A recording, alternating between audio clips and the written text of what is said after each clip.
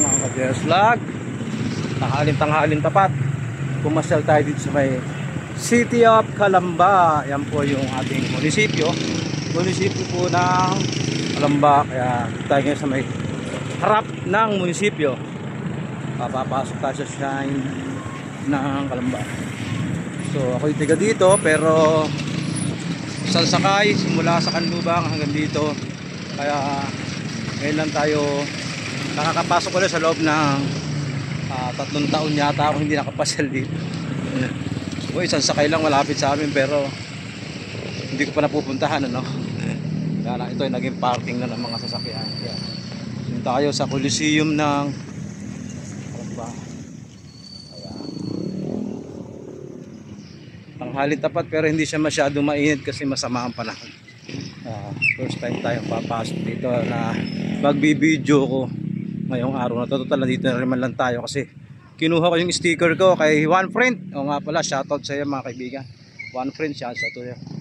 At ito na po ang shrine yung Jose Rizal yan. Ayan.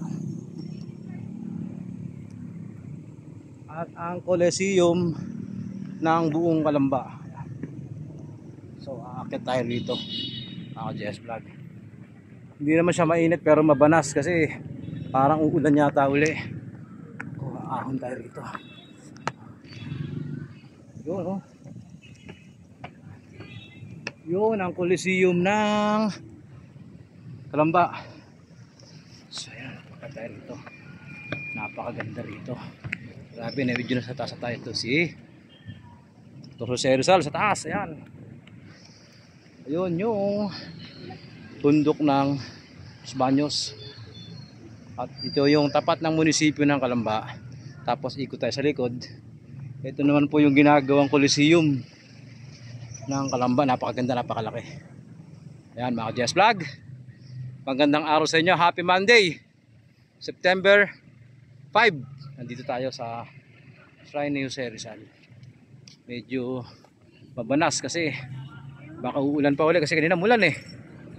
Yan po ang shrine Jose Rizal dito po sa amin sa Calamba. Thank you very much mga ka-JS Vlog and bye bye.